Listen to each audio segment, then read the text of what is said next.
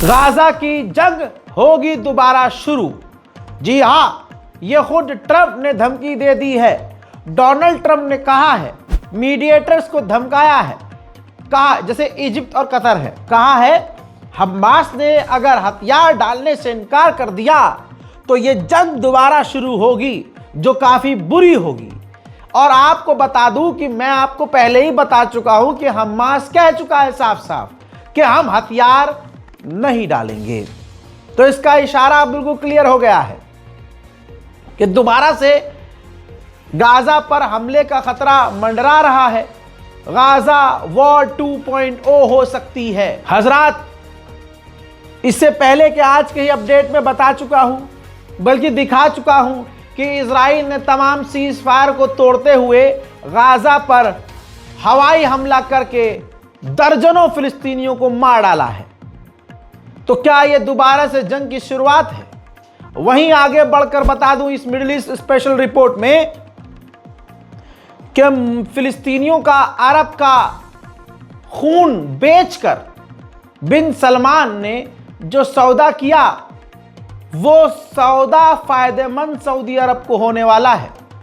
कैसे? दोस्तों, ये रही वीडियो।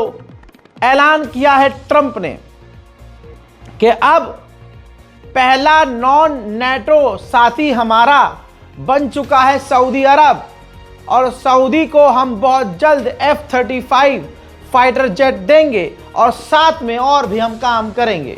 ट्रंप ने मोहम्मद बिन सलमान के आने के बाद वहां जो डील की, उसकी खुशी में डिनर भी रखा था, जिसके वो मंजर मैं आपको दिखा रहा हूं जो दुनिया में वायरल होने वाले हैं। सबसे पहले दिखा रहा हूं, देख लीजिए। सऊदी अरब की शान में दावत जो रखी ट्रंप ने, उसमें एलन मस्क और मशहूर फुटबॉल प्लेयर रोनाल्डो भी पहुंचे थे। अमेरिका की बहुत अमीर अमीर हस्तियां इस पार्टी में मौजूद थीं। हजरात मोहतरम, कई तरह के सवाल उठ रहे हैं इन तस्वीर के आने के बाद कि सऊदी अरब क्या अब अमेरिका का सबसे बड़ा साथी बन गया है। एलन मस्क जब नजर आए इस दावत में तो दिमाग मेरा तभी घूम गया था। पड़ताल करी तो रिपोर्ट सामने यह आई कि एलन मस्क सऊदी अरब में 500 मेगावाट का स्टोरेज सेंटर बनाएंगे। मतलब अरब के अंदर, सऊदी अरब के अंदर एलन मस्क अपना एक स्टोरेज सेंटर भी बनाएगा। उधर डोनाल्ड ट्रंप ने कंफर्म कर दिया है कि मोहम्मद बिन सलमान चाहते हैं कि सूडान में सीज फायर हो, लिहाजा इस पर हम साथ मिलकर काम करेंगे। अल्लाह इस मामले में सऊदी अरब को कामयाबी दे। मोहतरम हजरात, अब आज की बल्कि हफ्ते भर की सबसे बड़ी सनसनीखेज खबर दे रहा हूं। जब एलन मस्क को इस दावत में देखा गया तो कई तरह की बातें चलने लगी। कैमरे ने जब जूम किया, ऐसा होता है जब आप भी किसी ऐसे फंक्शन में जाएं जहां स्टेज पर बहुत खास आदमी बैठा हो, तो आप देखते हैं कि जब वो दो आपस में बात कर रहे हैं तो आप लिप्स पढ़ने की कोशिश करते हैं कि आपस में बात क्या कर रहे हैं। इंटरेस्ट जागता है ना। तो अमेरिकी कैमरों ने एलन मस्क के लिप्स पर जब जूम किया तो एक्सपर्ट ने जो लिप्स पढ़े उसमें यह है, आपकी स्क्रीन पर देखिए। अमेरिकी अखबार ने भी कंफर्म कर दिया कि एलन मस्क पूछ रहा था अपने पड़ोसी से, क्या बिन सलमान टेररिस्ट है? जी हां, यह सोच है एक्स के मालिक, ट्विटर के मालिक, टेस्ला के मालिक एलन मस्क की। ये मेंटालिटी है दुनिया के बिलियनर्स की।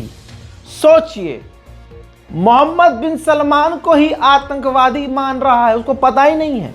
अबे सुअर की, वो एक देश का राजा है, प्रिंस है भाई, देश चला रहा है, और ये एलन मस्क की ये कह रहा है कि ये आतंकवादी। अबे माफ कीजिएगा, मैं थोड़ा गुस्से में उधर निकल जाता हूं। आगे बढ़ते हैं। वहीं डोनाल्ड ट्रंप ने ऐलान करते हुए कहा कि अब तुम, सऊदी अरब से कह रहे थे कि अब तुम हमारे और करीबी हो और अब तुम बहुत ज्यादा सुरक्षित हो, क्योंकि हमने तुम्हारे ऊपर से काले बादल हटा दिए हैं। जो ईरान के हमने न्यूक्लियर खराब किए हैं और ईरान को जो कमजोर किया है, हमने ये तुम्हारे ऊपर से काले बादल हटाकर तुम्हें सुरक्षित किया है। We've had good relationships and frankly not good. You didn't have a good relationship with Barack Hussein Obama. You didn't have a good relationship with sleepy Joe Biden. But you had a great relationship with me, and now it's as good as it was, and probably even better if you think about it, because we took the dark cloud away from your country. It was called Iran and its nuclear capability, and we obliterated that very quickly and strongly and powerfully. But that was a real cloud over the whole Middle East, and now they want to make a deal. They want to make a deal. They want to see if they can work out a deal with us, and we'll be doing that probably. Gaza के ऊपर दोबारा से हमला होने की संभावनाएं इसलिए और बढ़ गई हैं क्योंकि खबरें क्लियर हो रही हैं। अमेरिकी डेलीगेशन हमास के डेलीगेशन से मिलने वाली थी, लेकिन नेतन्याहू ने अमेरिका पर इतना प्रेशर बनाया कि अमेरिकी डेलीगेशन ने हमास से मीटिंग को रद्द कर दिया। हमास ने जिस वाटर प्रोवाइडर को कल गिरफ्तार किया ये कहते हुए कि ये गद्दार है, हजरात 24 घंटे जांच और पड़ताल के बाद उसे हमास ने रिहा कर दिया है। इजराइल की पार्लियामेंट ने बिल पास किया है।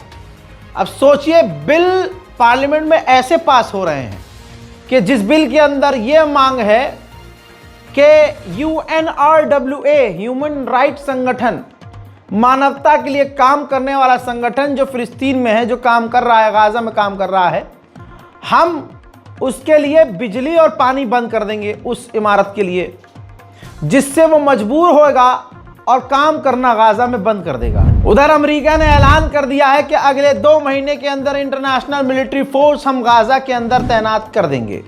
2 दिन के अंदर लेबनान पर हमला करके इजराइल ने 20 से ज़्यादा लेबनान के आम लोगों को, बच्चों, बूढ़ों, महिलाओं को कत्ल किया है, जिस पर लेबनान ने UNSC की एमरजेंसी मीटिंग बुलाई है। मैं लेबनान झटुल्ले से यही कहूँगा, वहाँ का जो राष्ट्रपति है, कि तू डोनाल्ड ट्रंप का पसंदीदा आदमी है। लेबनान के चूरन लोगों ने सोचा कि हाँ, लेबनान में अगर राष्ट्रपति अमेरिका की पसंद का हो तो शांति आएगी। हुआ इसका उल्टा। और तुमको क्या लग रहा है, UNSC की मीटिंग बुला लोगे, वहाँ रोगे, चिंगाड़ोगे तो अमेरिका और इजराइल डर जाएंगे? 2.5 साल गाजा में नरसंहार हुआ, UNSC ने क्या उखाड़ लिया? बात यह है कि शुरू से ही इजराइल की बात अमेरिका की बात में नहीं आना था लेबनान को। तो आज तमाम अरब देश और मुस्लिम देश इस बात को कान खोल के समझ लें, सुन लें, दिमाग में बैठा लें। आप अमेरिका इजराइल के कितने भी साथ हो जाइए, आपके साथ वो वही करेंगे जो उनके मन में आएगा। भाई, ठीक इसी तरह से सीरिया के अंदर नेतन्याहू घुसा था। इससे पहले के अपडेट में मैंने वीडियो दिखाया। वहां पता है सीरिया की सरजमीन पर अंदर घुसपैठ करके नेतन्याहू ने क्या कहा? कहा कि हमारी मौजूदगी सीरिया में जरूरी है, तो हम सीरिया से कभी बाहर नहीं निकलेंगे। अब आपका पसंदीदा जोलानी क्या कर रहा है? यही जोलानी जो शुरू में ही बिना लड़े हथियार डाल दिया। अबे कम से कम यमन और ईरान के लोग लड़ते तो हैं। खाने को नहीं होता, पानी नहीं होता, बेचारे मारे जाते हैं, लेकिन इजराइल के आगे सर नहीं झुकाते। लेकिन हमें नफरत इसलिए है कि भाई वो शिया हैं, और शिया सुन्नी कर करके पूरे हिंदुस्तान और पूरी दुनिया के मुसलमानों की लगी पड़ी है, लेकिन नहीं आएगी समझ में। हमें करना आज भी शिया सुन्नी है, अब तो उससे ज्यादा हो रही है। ये शिया, ये सुन्नी है, वो देवबंदी है, भाई वो तो बरेलवी है, भाई तो वो फलाना पुजारी है, ढमागा। अरे ला इलाहा इल्लल्लाह मुहम्मदुर रसूलुल्लाह। कुरान के साए में आ जाओ, देखो। अरे 2 भाई सगे नहीं होते भाई, एक भाई गरम, एक भाई ठंडा, एक भाई बहुत खूबसूरत निकल जाता है, एक भाई थोड़ा एवरेज निकलता है। जब एक कोख से पैदा हुए 2 सगे भाई में इतना फर्क हो सकता है, तो मुसलमान अलग अलग संगठनों और ग्रुप में फर्क क्यों नहीं हो सकता? लेकिन माँ तो माँ रहती है ना एक। तो ऐसे ही इस्लाम तो इस्लाम रहेगा ना। अब उसके अंदर में जो हम लोगों को आपस में दिक्कत है उसको तो हमें अपने घर में निपटाना चाहिए कि सड़क पर।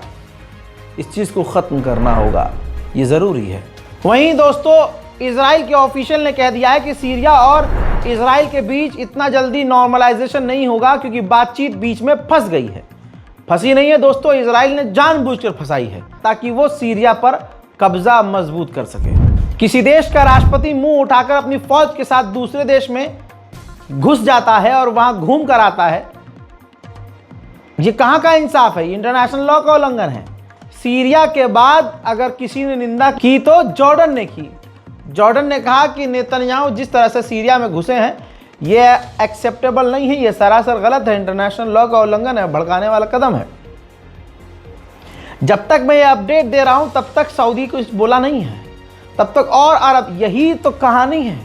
सब एक दूसरे के साथ एक साथ नहीं खड़े होते।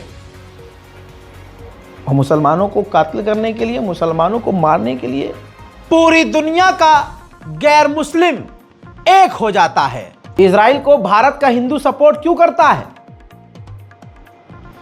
समझ रहे हो ना? नहीं आ रहे समझ में तो पोगो देखो। इजराइल ने 5 से 6 इजरायलियों को गिरफ्तार किया है, जिसमें 1-2 जो हैं इजराइल की फौज में भी हैं। ये सीरिया के रास्ते इजराइल हथियार लेके आ रहे थे। अभी तक और खुलासा नहीं हुआ है कि इनका मकसद क्या था, लेकिन इजराइल ने इन 5 से 6 लोगों को जो इजरायली ही हैं गिरफ्तार कर लिया है। इजराइल अंदर से खोखला हो चुका है, इस बात का एक और सबूत है। इजराइल के 600 सैनिकों ने, ऑफिशियल्स ने, पर्सनल्स ने, 600 ऑफिशियल्स ने सरकार से लिखित में मांग की है कि आप हमें जल्दी रिटायर कर दीजिए। यहाँ पर शायद भारत में कहते हैं वीआरएस ले लेना, वीआरएस ले लिया हमने, जल्दी रिटायरमेंट ले लिया।